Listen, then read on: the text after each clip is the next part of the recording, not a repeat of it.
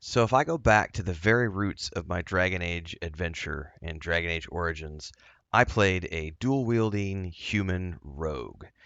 It was a great time. The combination of dual wielding and picking locks and disarming traps and opening doors and all that was great fun.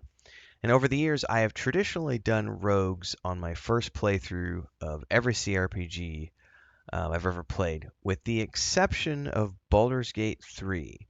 Baldur's Gate 3, I played a rogue in early access, and then I grew to love the druid so much that I played the druid in my first official playthrough of Baldur's Gate 3. And here, I'm torn because I really want to try the mage because some of the mage stuff I've seen is absolutely amazing. But I think I'm going to have to save that for a second playthrough, and I think we're going to go through with a rogue again. I was leaning heavily towards a ranged version of the rogue, but the more I see stuff like this, I've gone back through and I've watched this progression video that bioware launched a few weeks back, and I'm pretty sure I'm just gonna go all in on the dual wield rogue. Now they're going with a like assassin type build, which relies heavily on like poison and necrotic damage. And they show off the build that they've created in this video with all the points they put in their toxic dash. So this is a build that relies heavily on poison. What I don't know yet, because I haven't played the game, is where I'm going to want to put my skill points for my skill tree. Because I don't even know if we have like the ability to do locks and traps and things like we did in previous games. I don't care one way or the other if we do or not. If not, then I definitely have to take a look at where I want these points spent because I don't know if I'm going to go with a poison build. I might go if there's a bleed build as an example. I might go with a bleed build. If there is a build that is more about debilitating mobs and doing debuffs and stuff, I might go with that. I would need to see what exactly what all the abilities look like before I make that final judgment call. But I love watching this footage of the rogue in action because they're using a combination. That was a cool whirlwind ability. You've got the backspin, you've got the blink. He's just as easily switching to the bow, and then we're back to blades. Like I'm watching this progression, and I'm like, yeah, I'm gonna have a lot of fun. Finisher move. I'm gonna have a lot of fun with the rogue. So that is the plan at the moment. I'm going to know more as I dive into exactly what all the abilities are. Another thing I don't know is, am I going to be dual wielding swords or am I going to want to be dual wielding daggers? Am I going to be doing a combination of those two? They show a secondary weapon here as a bow.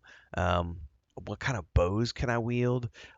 And I just love to see the combination of skills to between the different weapon types as well. Because you never know, guys. Like my original plan for this was to, lean heavily into like the ranged side of things, but I haven't played it yet, so I would need to see more of the ranged gameplay or have more time with the ranged gameplay to know whether or not I think the ranged gameplay is enough that I want to lean heavily into that, or do I want to lean more heavily into the dual wield, or can you balance the two regardless of which spec you take?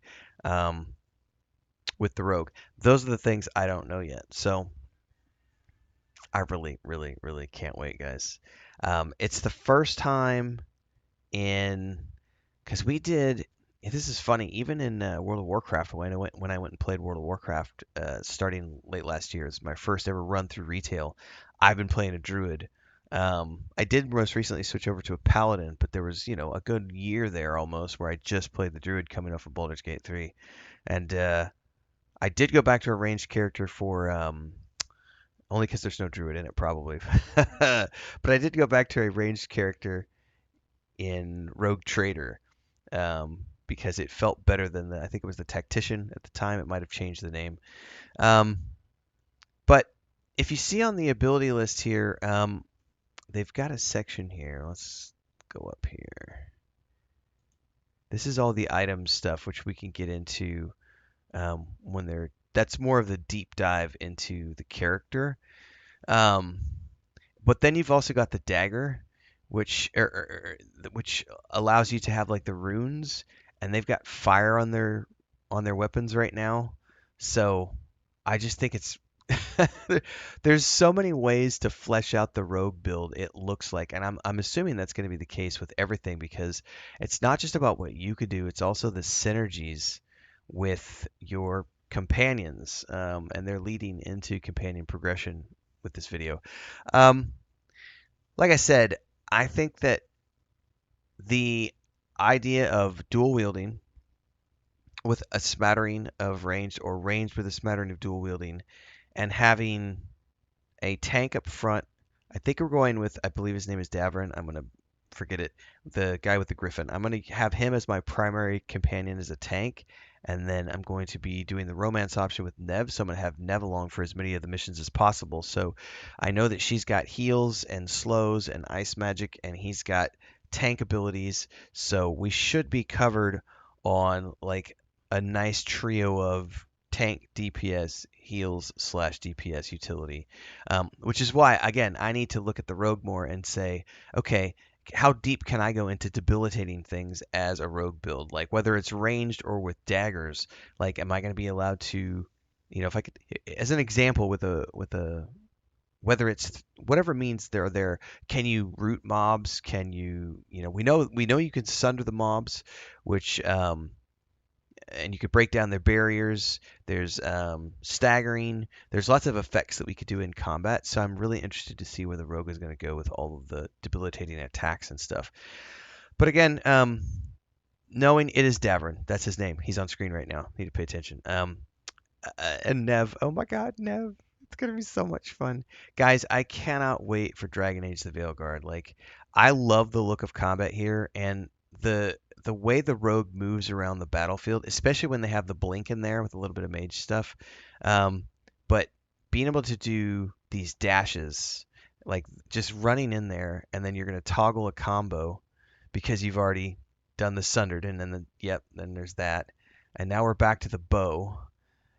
It just looks absolutely phenomenal. I'm gonna have so much fun. There's a final boss fight here, and just in, ducking out, comboing something. I don't have the volume on right now because I wanted to just focus on going through and talking as opposed to doing a reaction video because I've already done the reaction video to this. Um, it looks great, guys. We're gonna have a great time. I love that tumble around the battlefield, and then here we go. This is a wicked ultimate looking ability. Wachunk. Pre-order now. Yeah, we're good to go. Um, October 31st, everybody, and I will be playing this on multi-streams every single day. It will be the main game when it drops. YouTube and Twitch every single day. We've got a lot of games to get through before we get to Dragon Age: The Veilguard, though, so hopefully you'll follow along as we continue to play all the other things we have up until that point. It's going to be a busy, busy time, but I can't wait for Dragon Age: Veilguard. It's almost upon us, everybody. See you in the next one. Don't forget, links down below lead to the playlist if you want more Dragon Age coverage from me, and of course, all our socials, Discord, Patreon. Stay safe out there, everybody. Happy gaming.